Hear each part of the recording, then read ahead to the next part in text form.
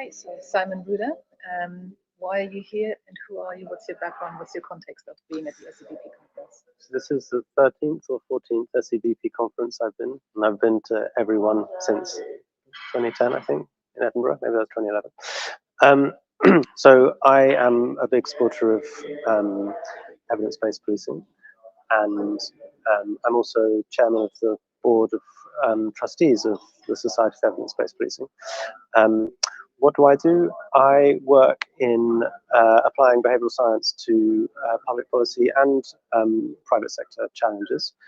I was a co-founder of the Behavioural Insights team, and I headed up the Home Affairs International Development department there, and we grew a policing function, did a lot of experiments with police forces across the country. And I worked very closely with Alex Murray, who, as you know, is a very influential and keen advocate of evidence-based policing, and has done a great job of forwarding the approach and the movement across the country and actually internationally. And what kind of work are you looking at doing at the moment? What kind of work are you, or what are you getting from the conference? So right now we're working on a few different things.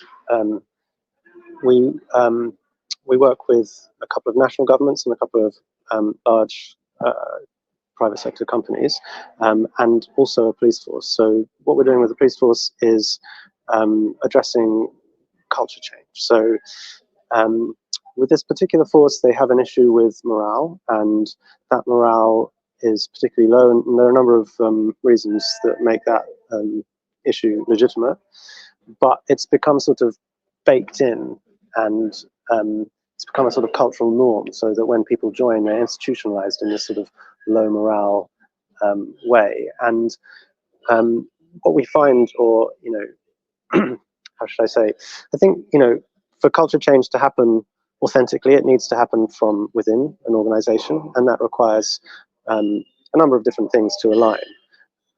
Chief among them is probably leadership and top-down pressure, but that pressure can only sustain for a period of time, because events happen, distractions happen, resources are relatively thin. So in those circumstances, organizations, institutions have muscle memory, and they can sort of revert to type.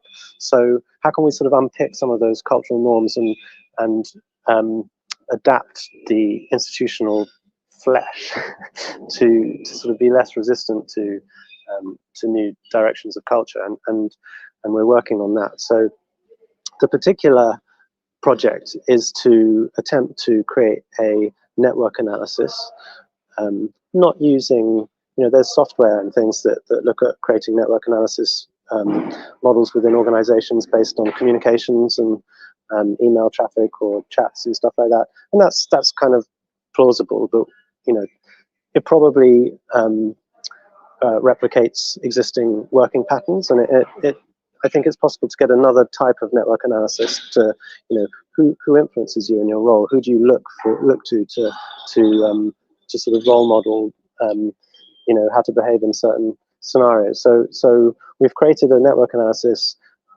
using a survey, so one question survey, and we've managed to map out key social reference within the organization, and we're about to engage with them in intensive groups of sort of 5 or 6 people.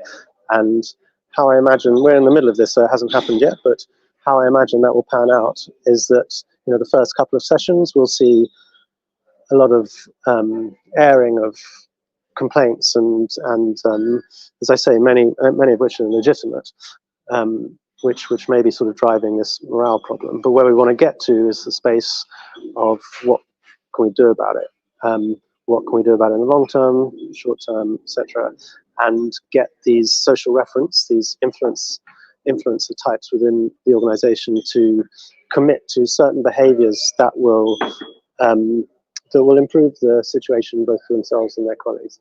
And I think there's a sort of brokering aspect that happens with that as well. So, at its simplest, this is a communications intervention. So we're trying to align some of these influences with, I guess, where leadership are trying to get to, and trying to enable of course, influencers to understand what the limitations and circumstances are on leaders, and the reverse. And it's been surprising so far the extent to which the disconnect exists. So that's what we're doing. And I'm at the conference to absorb new research and to meet with friends and colleagues, and to sort of, discuss new ideas and socialize this one.